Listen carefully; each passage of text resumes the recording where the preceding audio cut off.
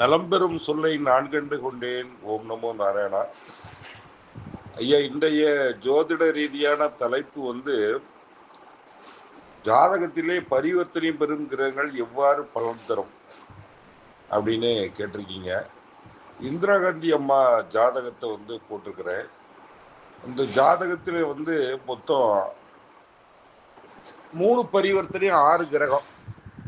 சனி வீட்டில் சந்திரன், சந்திரன் வீட்டில் சனி, செவ்வாய் வீட்டில் சூரியன், சூரியன் வீட்டில் செவ்வாய்,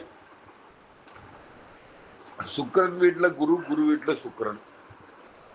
இந்த 6 கிரக பரிவர்த்தனைகள் வந்து அவங்களுக்கு வந்து வாழ்விலே பெரிய முன்னேற்றங்களை கொண்டு வந்து சேர்த்தது அப்படின்னு சொல்லலாம். ஒருத்தருக்கு வந்து சந்திரனும் செவ்வாயும் பரிவர்த்தனையா இருந்தது.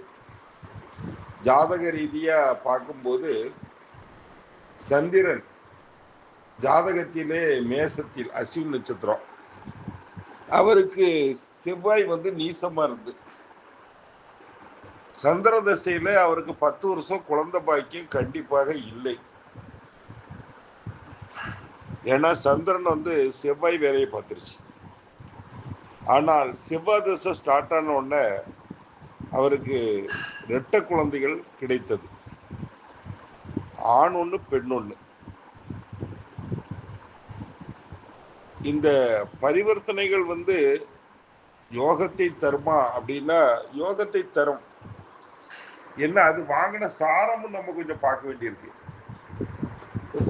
பரிவர்த்தனை பெறக்கூடிய ராசிகள் வந்து குருசாரம் பெற்றிருந்தா யோகம், சனிசாரம் பெற்றிருந்தா அது சம்பந்தமான அமைப்புகள் இருக்கும்.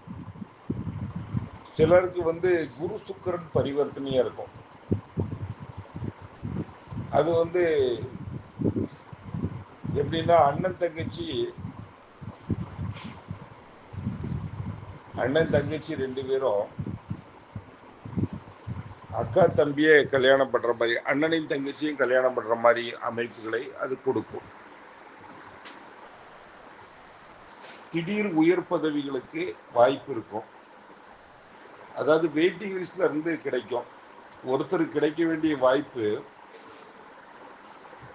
சம்பந்தமே இல்லாத ஒருத்தருக்கு கிடைக்கும். இப்போ ஓ பன்னீர்செல்வம் ஐயா வந்து இப்படி பரிவர்த்தனை விபரீத ராஜயோகத்தில் தான் அவருக்கு ஆட்சி பொறுப்புல டெம்பரவரியான பொறுப்புகள் கிடைத்தது அப்படின்னு சொல்லலாம். பரிவர்த்தனையில என்னன்னா, பரிவர்த்தனையில வந்து திடீர்னு இன்னொருத்தர் சொத்து கிடைக்கிறது யோகம் இருக்கும். அடுத்த ஒரு பினாமி சொத்தை நம்ம அனுபவிக்கக்கூடிய யோகங்கள் இருக்கும். இதுல வந்து நிறைய பரிவர்த்தனைகள் இருக்குது. ககர பரிவர்த்தனை, சுப பரிவர்த்தனை, அசுப பரிவர்த்தனை, இப்படி பரிவர்த்தனைகள்ல நிறைய இருக்கு. சந்திரன் சனி பரிவர்த்தனை அவ்வளவு யோகம் கிடையாது. இந்திரா காந்தி அம்மா ஜாதகத்திலே பார்த்தீங்கன்னா சந்திரன் சனி பரிவர்த்தனை வந்து திருமண வாழ்க்கை சிறப்பு இல்லை. இந்த பரிவர்த்தனையில குரு சுக்கிரன் பரிவர்த்தனை யோகம் அப்படின்னு சொல்றோம். சூரியன் செவ்வாய் பரிவர்த்தனை வந்து இபி ஆபீஸ்ல வேலை கிடைக்கும், இல்லைன்னா பெரிய ஹோட்டல் முதலாளி ஆகக்கூடிய அமைப்புகளை அது கொடுக்கும். நெருப்பு சம்பந்தமா யோகத்தை கொடுக்கும் அப்படின்னு சொல்லக்கூடிய ஒரு அமைப்பு. நிறைய நடிகர் நடிகைகள் இந்த பிரபலமானவங்களுக்கெல்லாம் திடீர்னு தான் அந்த வாய்ப்புகள் கிடைச்சிருக்கும்.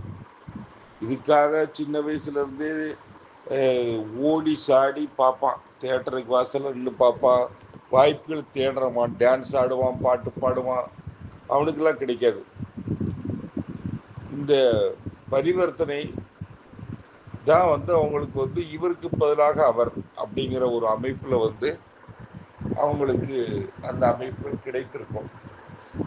ஒருத்தருக்கு வந்து பார்த்தீங்கன்னா சுக்கிரன் வீட்டில் புதன், புதன் வீட்டில் சுக்கிரன், சுக்கிரன் வீட்டில் புதன், புதன் வீட்டில் சுக்கிரன். அவங்க வந்து எப்பவுமே அவங்களுக்கு வெயிட்டிங் லிஸ்ட் தான் கிடைக்கும். அதாவது ஒரு வேலைக்கு போறாங்க, படிப்புக்கு போறாங்கன்னா இவங்களுக்கு வந்து வெயிட்டிங் லிஸ்ட்ல 2வது இருக்கும். அதாவது வெயிட்டிங் லிஸ்ட்டுக்கு கீழே தான் இருக்கும். ஆனா அவங்களுடைய பரிவர்த்தனை யோகத்துல கல்வியோ ப்ரமோஷனோ எல்லாமே அவங்களுக்கு வெயிட்டிங்ல இவங்களுக்கு முன்னால 2 பேர் இருப்பாங்க. அவங்க வேண்டான்ட்டு விட்டு போவாங்க. இல்லைன்னா அவங்க மாறி போறதுனால இவங்களுக்கு கிடைக்கும். அந்த ஏப்பராசி அப்படிம்பாங்க. கடைசி பால்ல 6 அடிப்பாங்க. அந்த மாதிரி சுக்கிரன் புதன் பரிவர்த்தனை கல்வியில அந்த மாதிரி நிலைகளை ஏற்படுத்தும். காலேஜுக்கு 4th வெயிட்டிங் லிஸ்ட்ல இருந்து போவான். அந்த மாதிரி சொல்றது. பரிவர்த்தனைகள் யோகம் செய்கிறது. சந்திரன் சனி பரிவர்த்தனை பெருசா யோகம் பண்ணாது. செவ்வாய் சூரியன்லாம் யோகம் பண்ணும். நன்றி, வணக்கம்.